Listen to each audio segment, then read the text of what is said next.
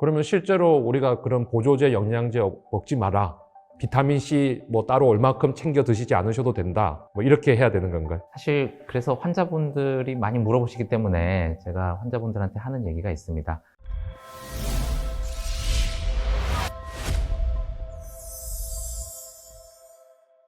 안녕하세요. 삼성서울병원 유방암센터 유방외과 유종환입니다. 안녕하세요. 삼성서울병원 암치유센터 가정의학과 신동욱 교수입니다.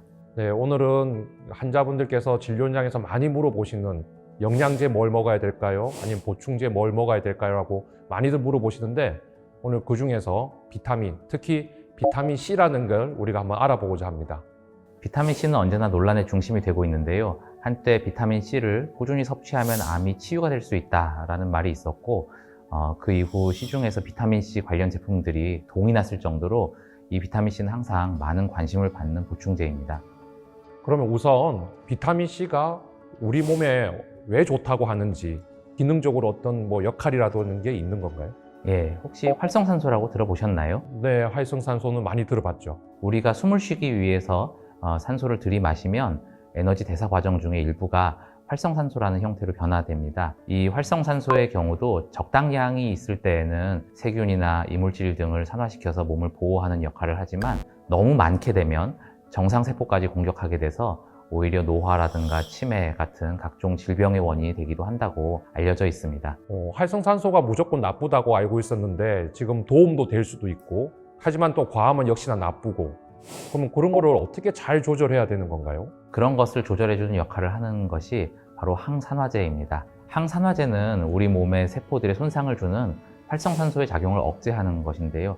대표적인 항산화제가 잘 아시는 비타민 C, 비타민 E, 베타카로틴 등의 성분입니다. 보면 황산화제가 우리 몸에 어쨌든 좋은 역할을 할 수 있고, 그 중에 비타민 C가 있다는 거죠.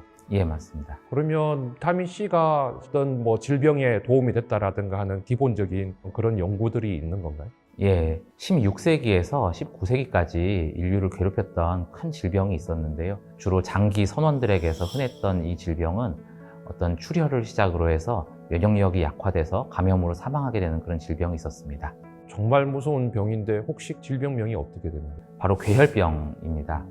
혹시 우리 주변에서 괴혈병에 걸렸다 이런 분들 혹시 들어보신 적이 있으신가요? 사실 요즘에는 괴혈병이란 말도 잘 모르고 있고, 실제 의사분들도 거의 괴혈병을 본 적도 없을 것 같은데. 예, 사실 저도 한 번도 본 적이 없습니다.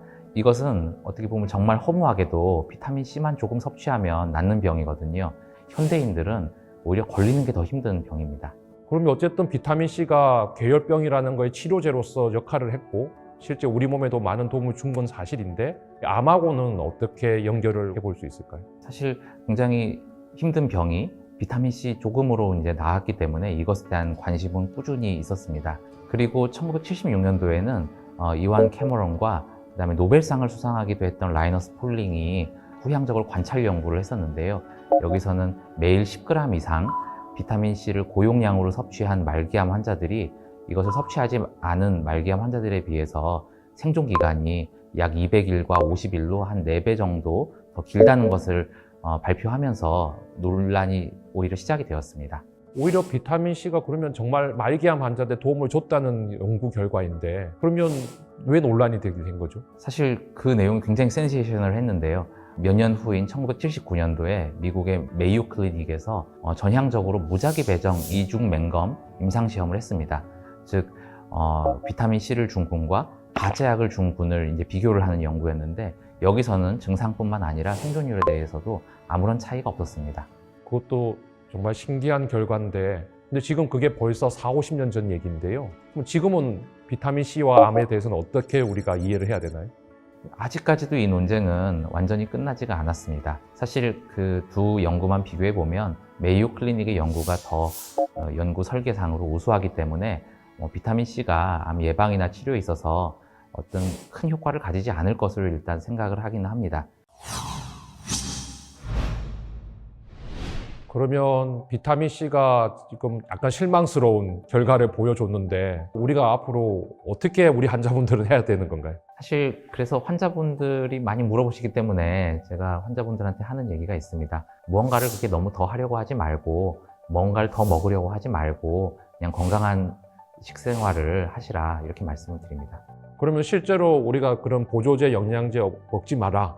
비타민C 뭐 따로 얼마큼 챙겨 드시지 않으셔도 된다. 예. 뭐 이렇게 해야 되는 건가요? 아직까지 뭐 비타민 C라든가 이런 뭐 비타민과 암에 대한 상관관계가 명확히 밝혀진 바가 없습니다. 실제로 우리나라에서 이제 국민건강영양조사라고 정부에서 시행하는 조사 결과를 보면 우리나라 남녀는 이미 하루 평균 약 100mg 정도의 비타민 C를 이미 섭취를 하고 있습니다. 이것은 우리나라 영양학회의 기준도 넘고 또 세계보건기구에서 권장하는 권장량도 넘고 있는 거라서 사실 특별한 문제가 없으신 분들은 이미 충분한 비타민C를 섭취하고 있다고 보면 됩니다. 비타민C를 따로 그렇게 정제된 걸 먹지 않아도 너무 걱정은 하지 마시라 그런 말씀이신 거죠? 예. 실제로 뭐 비타민C를 음식이 아니라 어떤 보충제 형태로 먹는 거는 암 예방에 오히려 도움이 안 된다는 연구들도 있습니다. 또 외국의 연구들을 보면 항산화제인 베타카로틴이라든가 비타민 E를 고용량으로 섭취를 하는 경우에 오히려 폐암이나 저혈순환 발생은 늘어났다는 그런 연구도 있습니다.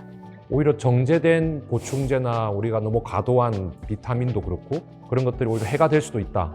예, 사실 뭐 우리가 암 예방이나 이런 거는 어떻게 해야 되는지 너무나도 잘 알고 계십니다. 뭐 술을 안 하고 그 담배를 피우지 않고 또 스트레스를 너무 많이 받지 않고 건강한 식습관을 가지시고 이런 것들이 사실 훨씬 중요합니다. 뭐 비타민 C라든가 보충제를 드시는 거에 비해서 100배, 1000배 더 중요하다고 할 수 있습니다. 아까 과일만 잘 먹어도 사실은 비타민C를 더 보충 안 해도 된다라는 결과도 있었으니까 비타민C에 대한 우리가 너무 과도한 그런 맹신은 하지 않으셨으면 좋겠습니다. 암에 강하게 굳건하게 맞서는 암스트롱. 저는 유종환 교수였습니다. 저는 신동욱 교수였습니다. 여러분 모두가 암의 위험으로부터 멀어지는 그날까지 암스트롱은 계속됩니다. 감사합니다. 감사합니다.